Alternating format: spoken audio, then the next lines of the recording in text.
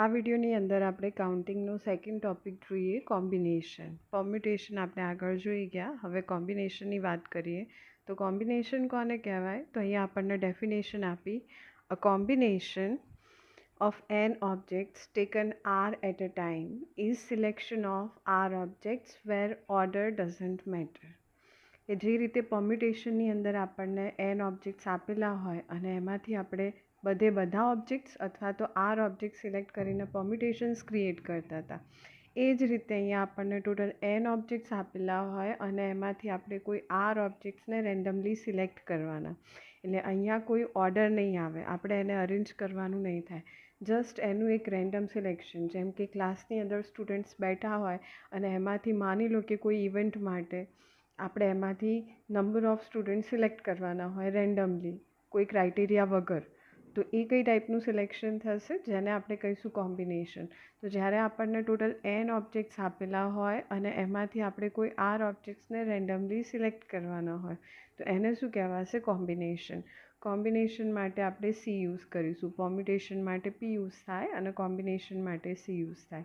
તો n ઓબ્જેક્ટ્સમાંથી જ્યારે આપણે કોઈ આર ઓબ્જેક્ટ્સને રેન્ડમલી સિલેક્ટ કરવાના હોય તો એની માટેનો જે સિમ્બોલ, એને આપણે સિમ્બોલાઇઝ કઈ રીતે કરીએ? તો ઘણા બધા સિમ્બોલ્સ મળે, એમાંથી થોડા અહીંયા લખેલા જ છે આપણે, પણ એને રીડ કઈ રીતે કરાશે? તો જુઓ, લખેલું છે કંઈક આ રીતે, સી અને બ્રેકેટની અંદર n, આર, પણ એને બોલાશે શું? NCR. એ જ રીતે આ એનો બીજો સિમ્બોલ NCR અને આ એનો ત્રીજો સિમ્બોલ NCR. આ રીતે લખાય કે NCR, બોલાય એ રીતે, વચ્ચે કોઈ જ લાઈન નહીં આવે, બરાબર? બંને વચ્ચે થોડી સ્પેસ આવશે વધારે, આ રીતે કે NCR. આ રીતે રીડ કરાય. તો આ એનો એક સિમ્બોલ થયો જે આપણે મોટા ભાગે એને યુઝ કરીશું, બરાબર?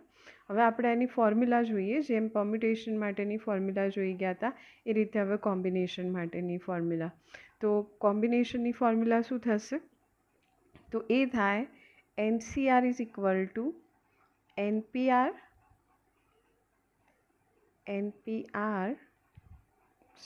એક સેકન્ડ, હા, NPR બાય આર ફેક્ટોરિયલ, બરાબર? આ થાય આપણી કોમ્બિનેશન માટેની ફોર્મ્યુલા.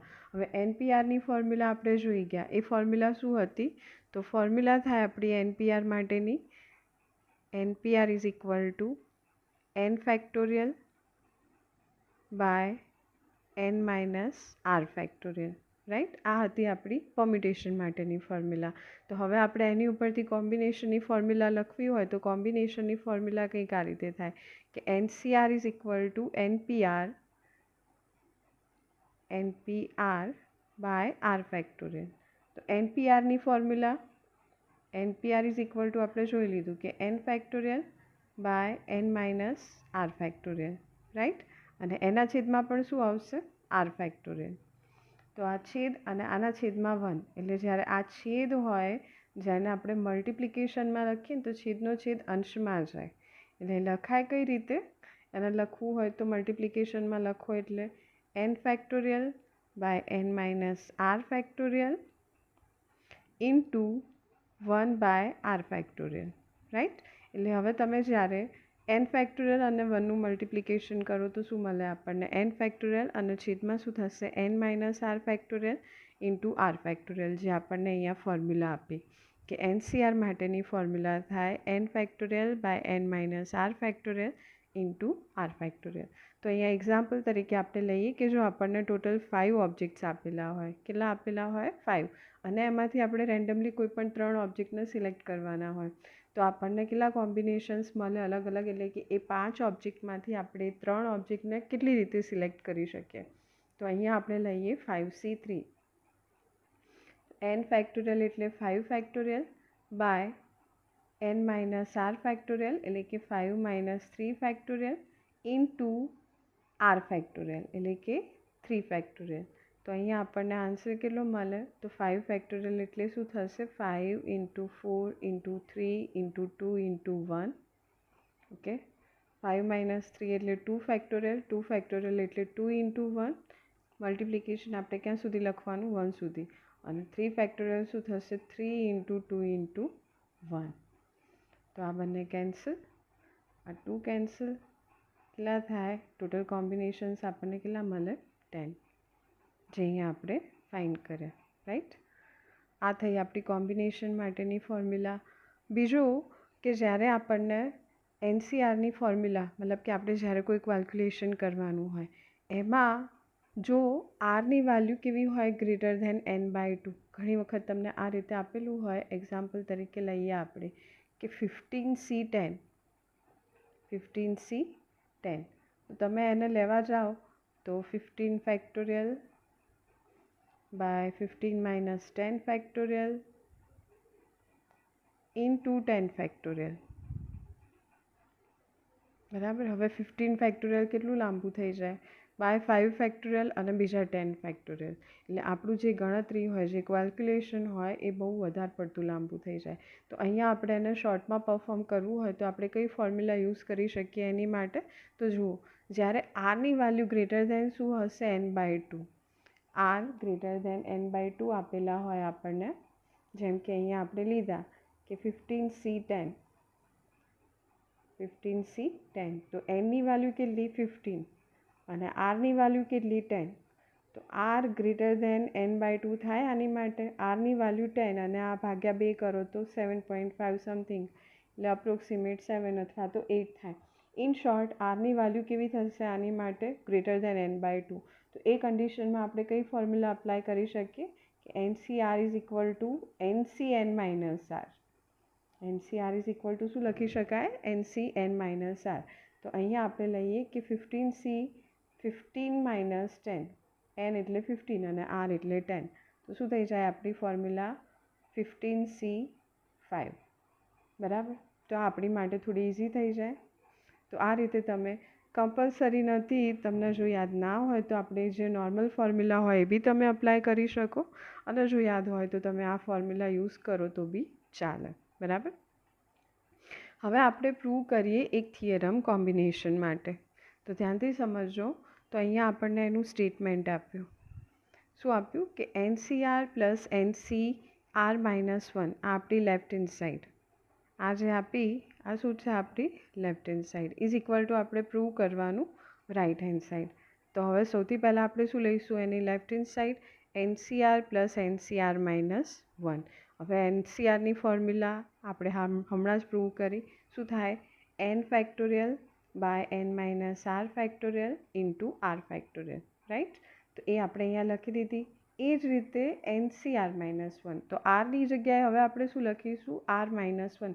ફોર્મ્યુલામાં કોઈ ચેન્જ નહીં થાય, ખાલી અને ખાલી આરને આપણે R -1થી રિપ્લેસ કરવાના, બાકી બધું એઝ ઇટ ઇઝ. એટલે જુઓ તમે, અંશની અંદર શું આવશે? n ફેક્ટોરિયલ, છેદમાં n - R ફેક્ટોરિયલ હતા એમાં આરની જગ્યાએ આપણે કેટલા લીધા? R -1, બાકી બધું એઝ ઇટ ઇઝ. મતલબ કે n - R -1 ફેક્ટોરિયલ. અને અહીંયા પણ જે R ફેક્ટોરિયલ હતા ત્યાં આપણે R1 ફેક્ટોરિયલ કર્યા, બરાબર. હવે એનું સાદું રૂપ આપીએ. તો સાદું રૂપ માટે આપણે એમાંથી જે ટર્મ્સ આપણને આ બધામાંથી કોમન મળતા હોય ને એવા ટર્મ્સ આપણે કોમન લેવાનો ટ્રાય કરીશું. પણ આપણે જોઈએ તો હાલ આપણને ખાલી અંશની અંદર જે n ફેક્ટોરિયલ આપ્યા એટલું જ કોમન દેખાય, એના સિવાયના કોઈ ટર્મ્સ આપણને કોમન દેખાતા નથી. તો કોમન લેવા માટે આપણે એક કામ કરીએ કે આ જે ઓલરેડી આપણને ફોર્મ આપ્યું એને આપણે થોડું અલગ વેમાં લખીએ. કઈ રીતે? તો જુઓ, સપોઝ આપણને 4 ફેક્ટોરિયલ આપ્યા હોય અથવા 5 ફેક્ટોરિયલ, અથવા તો તમે કોઈ બી નંબર લઈ શકો. તો આનું અલ્ટિમેટલી મલ્ટિપ્લિકેશન શું થાય? 4 × 3 × 2 × 1.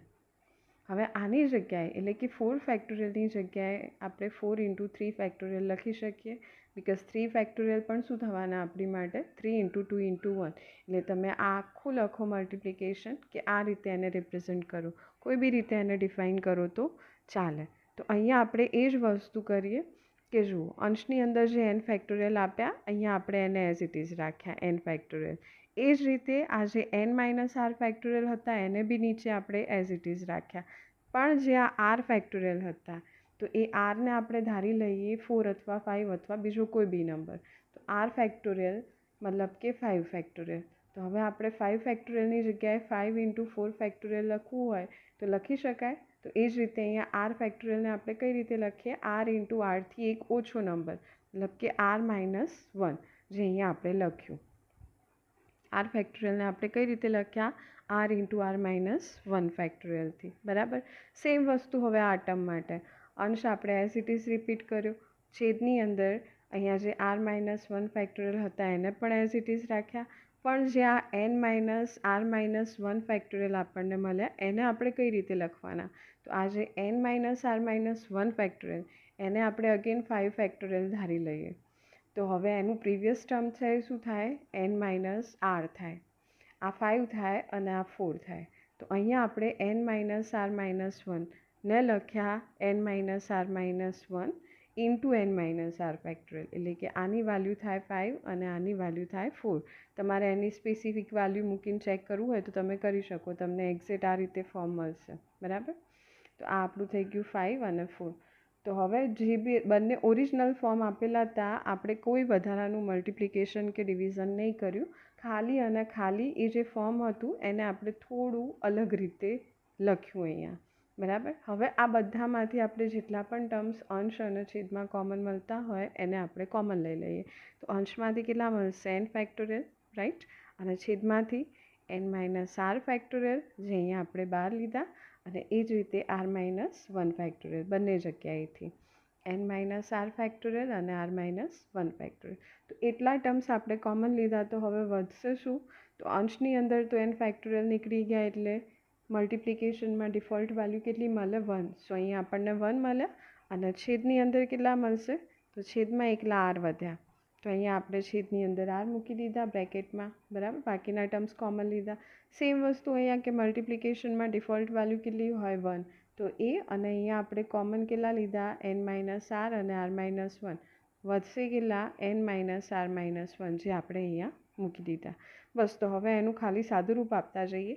તો આ ટર્મ તો આપણું છેક સુધી રિપીટ થવાનું, n factorial by n minus R factorial into r minus 1 factorial. હવે આનું આપણે સાદું રૂપ આપીએ તો અહીંયા આપણને લસા એલસીએમ કેટલો મળે? તો અહીંયા ક્રોસ મલ્ટિપ્લિકેશન થાય, એટલે કે આ જે ટર્મ આપ્યું એ આ 1 સાથે મલ્ટીપ્લાય થશે અને આર કોની સાથે મલ્ટીપ્લાય થાય? આ 1 સાથે. એટલે હવે લખાશે કઈ રીતે? તો જુઓ, 1 સાથે મલ્ટીપ્લાય કરો તો સેમ ટર્મ પાછું મળે. એટલે આને આપણે એવું ધ્યાનમાં રાખીને ચાલીએ કે એ તો જોડે છે જ. બરાબર. આપણી સાથે મલ્ટિપ્લિકેશનમાં એના સિવાય આપણને શું મળશે? આને જ્યારે આપણે આ 1 સાથે મલ્ટીપ્લાય કરીશું ઉપરના, તો એ થાય એન માઇનસ આર માઇનસ 1. બરાબર. અને પ્લસ આ 1 સાથે આપણે આ આરને મલ્ટીપ્લાય કરીએ ક્રોસ મલ્ટિપ્લિકેશનમાં, તો પ્લસ આર. સ્પેસ નથી એટલે નીચે લખ્યું મેં, બાકી એની જોડે જ આવશે પ્લસ કરીને આ રીતે પ્લસમાં. અને છેદમાં શું આવશે? R into n minus r minus 1, આ રીતે. બરાબર. N minus r minus 1. હવે આનું સાદું રૂપ આપીએ તો જુઓ, અહીંયા આપણે લખી દીધું એન માઇનસ. હવે હા, અહીંયા આપણે જે આગળ લીધું તો એમાં માઇનસ સાઇન છે, એ માઇનસને આપણે અંદર મલ્ટીપ્લાય કરીએ એટલે શું થઈ જાય? તો એ થશે એન માઇનસ આર. જ્યારે કોઈ બી ટર્મ હોય ને એને તમે માઇનસથી મલ્ટીપ્લાય કરો તો બ્રેકેટની અંદરના જે સાઇન હોય ઓપોઝિટ થઈ જાય. તો માઇનસ આર અને આ માઇનસ માઇનસ પ્લસ 1, કે અને પ્લસ આર તો છે જ આપણી જોડે, તો આ બંને આર કેન્સલ થઈ જાય. વધશે કેટલા? N plus 1. એટલે અહીંયા અંશમાં કેટલા વધશે આપણી પાસે? N plus 1. અને છેદની અંદર તો ઓલરેડી આપણી પાસે હતા જ, r into n minus r minus 1. બસ. તો હવે આપણે કંઈ નહીં કરીએ, ખાલી જે ટર્મ્સ આપણને મળે અહીંયા એને આપણે મલ્ટિપ્લિકેશનમાં આપ્યા. અંશ અંશનું મલ્ટિપ્લિકેશન થાય અને છેદ છેદનું મલ્ટિપ્લિકેશન થાય. હવે આપણને ખ્યાલ જ છે કે મલ્ટિપ્લિકેશનમાં કમ્યુટેટિવ લો અપ્લાય થાય, એટલે કે કોઈ બી ટર્મ આગળ પાછળ લખો એનાથી કોઈ ફરક નહીં પડે. સો અહીંયા આપણે એને અરેન્જ કરીને લખીએ કે આ જે એન પ્લસ 1 હતા એને આપણે પહેલાં લખ્યા ઇન્ટુ એન ફેક્ટોરિયલ પછી લખ્યા. બરાબર. એનાથી કોઈ ફરક પડશે નહીં. સેમ વસ્તુ આપણે છેદની અંદર કરી. આ એન માઇનસ આર માઇનસ 1 એને આપણે પહેલાં લખ્યા એન માઇનસ આર ફેક્ટોરિયલ. આ ચારે ચાર ટર્મ્સ આપણા મલ્ટિપ્લિકેશનમાં આવે અને તમે ગમે તે ટર્મને આગળ પાછળ લખી શકો. તો પહેલાં આપણે એને આ રીતે લખ્યું અરેન્જ કરીને, અને સેમ વસ્તુ અહીંયા જે આર હતા એને આપણે આર માઇનસ 1 ફેક્ટોરિયલની આગળ મલ્ટીપ્લાય કર્યા. તો હવે જે અહીંયા આપણે થિયરમ સ્ટાર્ટ કર્યું એ વખતે આપણે કીધું કે આને આપણે ધાર્યા હતા કે આ 5 ફેક્ટોરિયલ એટલે 5 ઇન્ટુ 4 ફેક્ટોરિયલ. તો હવે આપણે એનું રિવર્સ લઈએ કે જે આપણે 5 ઇન્ટુ 4 ફેક્ટોરિયલ લીધા હતા એને હવે આપણે ફરીથી કઈ રીતે કયા ફોર્મમાં લખીશું 5 ફેક્ટોરિયલ તરીકે. તો આ આપણને શું મળ્યું, અહીંયા જે મળ્યું એ 5 ઇન્ટુ 4 ફેક્ટોરિયલ. આ 5 મળ્યા અને આ 4 ફેક્ટોરિયલ મળ્યા, રાઈટ. તો હવે ફરીથી એને આપણે 5 ફેક્ટોરિયલના ફોર્મમાં લખીએ. અહીંયા પણ આ 5 મળ્યા, સોરી, અહીંયા 5 મળ્યા અને આ 4 ફેક્ટોરિયલ. તો એને બી આપણે હવે 5 ફેક્ટોરિયલના ફોર્મમાં લખીએ. તો આ લખાશે કઈ રીતે, તો જુઓ n+1 ફેક્ટોરિયલ. 5 ઇન્ટુ 4 હતા એને આપણે 5 ફેક્ટોરિયલ તરીકે પ્રેઝન્ટ કર્યા, બરાબર, એટલે કે n+1 ફેક્ટોરિયલ તરીકે. સેમ વસ્તુ આ 5 ઇન્ટુ 4 ફેક્ટોરિયલ. તો અહીંયા બી એને આપણે 5 ફેક્ટોરિયલ તરીકે એટલે કે n-r-1 ફેક્ટોરિયલ.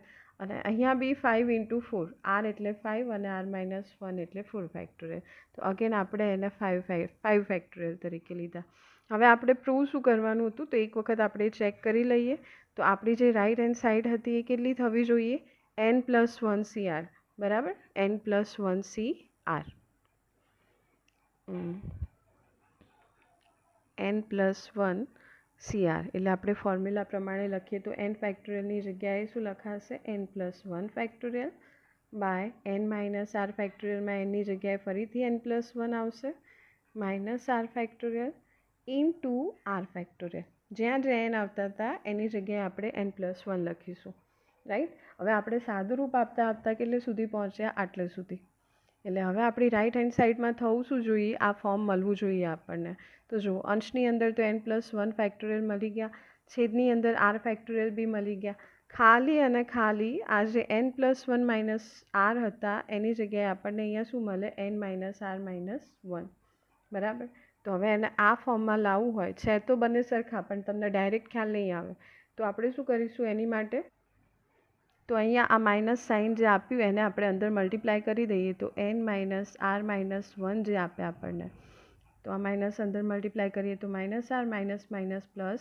+1. તો અહીંયા આપણને ટર્મ મળી ગયું n-r+1. હવે આમાં માઇનસ પ્લસ, જે માઇનસ અને પ્લસ આપ્યા એમાં તમે કોઈ બી ટર્મ આગળ પાછળ લખો તો ચાલે. હું તમને એક્ઝામ્પલ આપું કઈ રીતે. તો માની લો અહીંયા આપણી પાસે હોય 3 + 2 - 4. તો આનો આન્સર શું થશે, 5 - 4 એટલે કે 1. કાં તો તમે એને 3 - 4 + 2 તરીકે લખો તો બી એનો આન્સર કેટલો થાય, 1 થાય.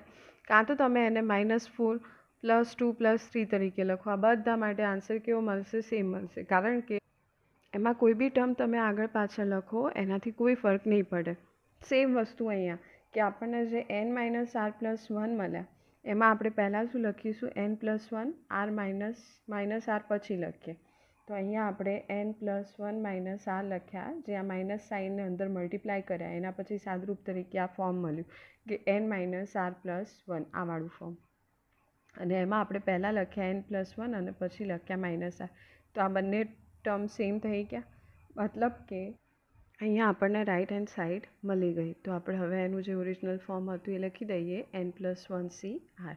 તો હવે આપણું જે થિયરમ હતું એ પ્રૂવ થઈ ગયું કે left hand side is equal two right hand side. હવે નેક્સ્ટ એક્ઝામ્પલ જોઈએ. તો એની અંદર આપણને થોડા ઇક્વેશન્સ ટાઈપ આપ્યા અને જેની અંદર આપણે વેરિયેબલ nની વેલ્યુ ફાઇન્ડ કરવાની થાય. તો સૌથી પહેલાં અહીંયા આપણને કીધું, પહેલું એક્સપ્રેશન આપણે ઇક્વેશન સોલ્વ કરીએ કે np2 ઇઝ ઇક્વલ ટુ 72. અહીંયા તમને થોડો ક્વોડ્રેટિક ઇક્વેશન કઈ રીતે સોલ્વ થાય ખ્યાલ હોવો જોઈએ. ઓલરેડી સ્કૂલ ટાઈમની અંદર તમે સોલ્વ કરેલા હશે, ફરી એક વખત આપણે ખાલી સમજી લઈશું. તો જુઓ, np2 એટલે કે ટોટલ n ઓબ્જેક્ટ્સ આપ્યા ને એમાંથી આપણે કેટલા ઓબ્જેક્ટ સિલેક્ટ કરવાના, any 2 ઓબ્જેક્ટ્સ, અને આપણે પરમ્યુટેશન ક્રિએટ કરવાના.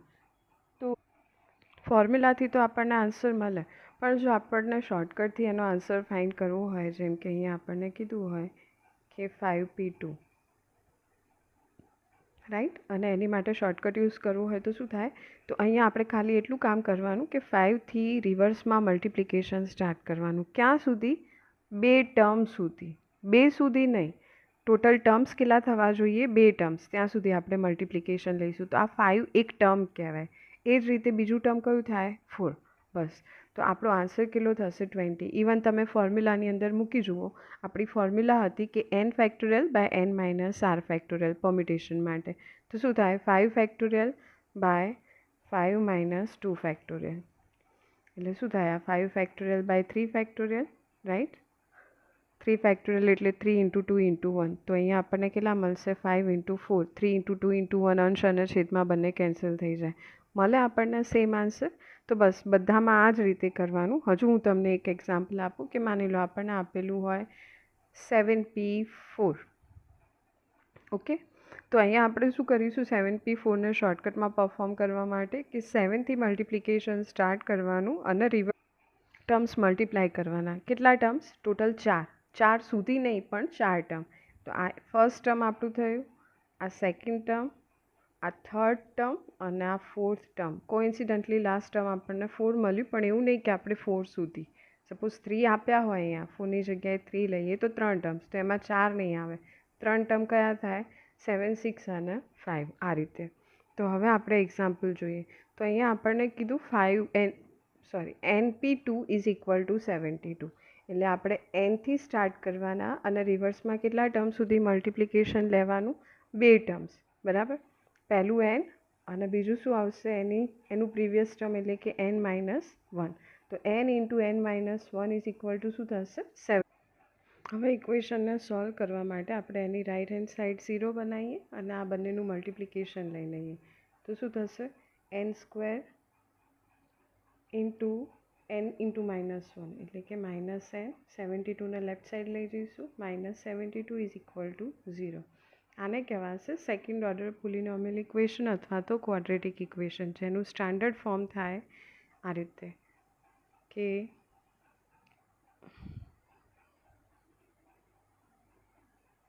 એ થશે ax² + bx + c is equal two 0. આને કહેવાય ક્વોડ્રેટિક ઇક્વેશન, જેમાં વેરિયેબલનો હાઈએસ્ટ પાવર કેટલો હોય? 2 હોય. એને જો ડાયરેક્ટ ફેક્ટર્સથી તમારે સોલ્વ કરવું હોય, જો ફેક્ટર્સ આપણને મળતા હોય તો એમાં શું થાય કે જે વેરિયેબલ હોય એનો કોએફિશિયન્ટ, એની જોડે જે કોન્સ્ટન્ટ વેલ્યુ મલ્ટીપ્લાય થયેલી હોય, જેમ કે અહીંયા a અને કોન્સ્ટન્ટ ટર્મ c, એ બંનેને તમે મલ્ટીપ્લાય કરો અને બંનેનું મલ્ટિપ્લિકેશન જે મળે તમને, એના એવા ફેક્ટર્સ આપણે ફાઇન્ડ કરવાના કે જો અહીંયા પ્લસ સાઇન આપેલું હોય તો એ ફેક્ટર્સનો સરવાળો, અને જો માઇનસ સાઇન આપેલું હોય તો એ ફેક્ટર્સની બાદબાકી કોના બરાબર થવી જોઈએ? આ b બરાબર થવી જોઈએ. તો આ રીતે આપણે એને સોલ્વ કરી શકીએ. તો અહીંયા આને સોલ્વ કરવા માટે આનો n² વેરિયેબલ તરીકે એક્સની જગ્યાએ અહીંયા આપણને n આપ્યા, એનો કોએફિશિયન્ટ કંઈ નહીં લખેલું, મતલબ કે ડિફોલ્ટ વેલ્યુ એની કેટલી હોય? 1 હોય. તો એની વેલ્યુ 1 થાય. અને c તરીકે સાઇન આપણે ધ્યાનમાં નહીં લઈએ હાલ, તો cની વેલ્યુ કેટલી? 72. તો a અને cનું મલ્ટિપ્લિકેશન કરીએ કેટલું થાય? 72. હવે 72ના આપણે એવા ફેક્ટર્સ ફાઇન્ડ કરવાના કે અહીંયા જે માઇનસ સાઇન આપી તો એની બાદબાકી કેટલી થવી જોઈએ?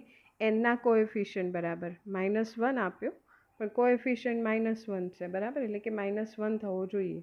તો 72ના એવા ફેક્ટર્સ આપણે ફાઇન્ડ કરીએ 8 × 9, રાઈટ, કે બંનેનું મલ્ટિપ્લિકેશન લેશો તો કેટલું થશે? 72. અને જો 9માંથી 8ને તમે બાદ કરો તો કેટલા થાય? 1 થાય. પણ અહીંયા આપણે કેટલા લાવવાના? -1. તો આપણે મોટા નંબર માટે માઇનસ સાઇન લઈ લઈએ અને નાના નંબર માટે પ્લસ સાઇન. તો આપણો આન્સર શું થઈ જાય? -1. હવે આને મૂકવાના કઈ રીતે? તો 2 બ્રેકેટ ડ્રો કરી દેવાના, ઇક્વલ ટુ આપણી જે રાઇટ હેન્ડ સાઈડ 0 આપી એઝ ઇટ ઇઝ. હવે બંનેની અંદર વેરિયેબલ મૂકી દો n. હવે ફેક્ટર્સ કઈ રીતે? તો અહીંયા આપણે લખ્યા, એક -9 અને બીજો +8. આ બંનેનું તમે મલ્ટિપ્લિકેશન કરશો તો વળી પાછું તમને શું મળશે? જે ઇક્વેશન આપણને મળ્યું હતું એ. તો હાલ આપણી પાસે 2 ઓપ્શન થયા કે આ બંનેનું મલ્ટિપ્લિકેશન કેટલું થાય? 0. હવે મલ્ટિપ્લિકેશનમાં કોઈ બી એક વેલ્યુ 0 હોય તો પણ આખું મલ્ટિપ્લિકેશન 0 થાય.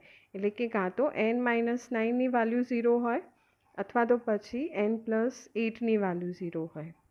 તો એની ઉપરથી nની વેલ્યુ કેટલી મળે? તો આની ઉપરથી n9 થાય અને આની ઉપરથી nની વેલ્યુ કેટલી થશે? -8. હવે આમાંથી n આપણે કયા લઈ શકીએ? 9 કે -8? તો જુઓ, માઇનસ વેલ્યુ nની પોસિબલ નથી. એનો મિનિંગ જ શું થાય? Number of objects. એટલે કે ઓબ્જેક્ટ આપણો 1 હોય, 2 હોય, 3 હોય અથવા કંઈ બી ના હોય તો 0 હોય. -1 ઓબ્જેક્ટ કેવું કે મતલબ કે -1 ઓબ્જેક્ટ વેલ્યુ તરીકે તમે લઈ શકો, પણ એવું ના કહેવાય કે ક્લાસમાં -1 સ્ટુડન્ટ બેઠા. ક્લાસની અંદર હોય તો 1 સ્ટુડન્ટ હોય, 2 સ્ટુડન્ટ હોય, અથવા કોઈ પણ સ્ટુડન્ટ ના હોય તો 0 સ્ટુડન્ટ હોય, -1 સ્ટુડન્ટ આપણે ક્યારેય યુઝ નહીં કરીએ. તો સેમ વસ્તુ અહીંયા કે જ્યારે આપણે એની વેલ્યુ ફાઇન્ડ કરીએ તો એનો મિનિંગ થાય નંબર ઓફ ઓબ્જેક્ટ્સ, એની અંદર નેગેટિવ વેલ્યુ ક્યારેય પોસિબલ નથી, એટલે આપણે એનની -8 વેલ્યુ યુઝ નહીં કરીએ. તો અહીંયા એન તરીકે આપણને કેટલી વેલ્યુ મળશે? 9.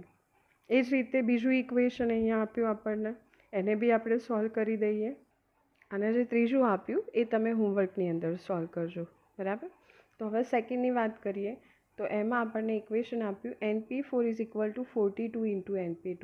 તો ફરીથી આપણે પરમ્યુટેશનની શોર્ટકટ ફોર્મ્યુલા કે એનથી આપણે રિવર્સમાં ક્યાં સુધી મલ્ટિપ્લિકેશન લેવાનું, ટોટલ 4 ટર્મ્સ. તો પહેલું ટર્મ n, એનું previous term n-1, second term n-2 third term અને n-3 ફોર્થ ટર્મ. તો આપણે અહીંયા 4 ટર્મ્સને મલ્ટીપ્લાય કરી દીધા.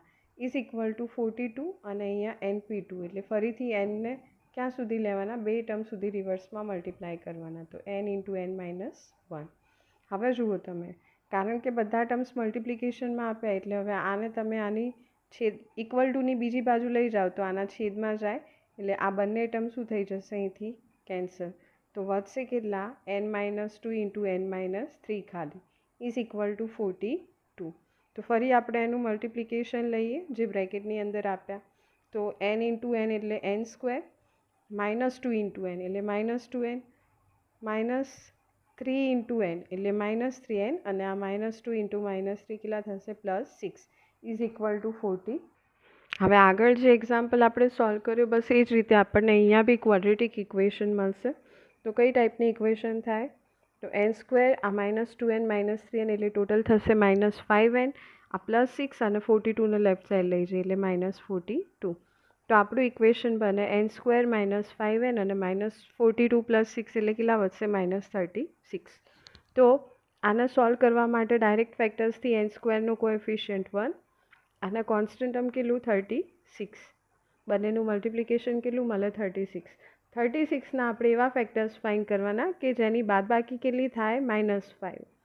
તો કયા થશે ફેક્ટર્સ? 9 × 4. મલ્ટીપ્લાય કરો તો 36 મળે અને બંનેની બાદબાકી કરો તો કેટલા થાય? 5 થાય. પણ આન્સર કેટલો લાવવાનો આપણે? 5 નહીં પણ -5, નેગેટિવ વેલ્યુ. તો અહીંયા આપણે શું કરીશું? -9 + 4 કરી દઈશું, એટલે આપણો આન્સર કેટલો થઈ જાય? -5. મૂકવામાં મેં તમને કીધું એ પ્રમાણે 2 બ્રેકેટ ડ્રો કરી દો, રાઈટ. n લખી દો જે વેરિયેબલ આપેલો હોય, એકમાં -9 અને બીજું +4. તો અહીંયા થઈ જશે = 0, એટલે કે કાં તો n-9 0 હોય કાં તો n+4 0 હોય.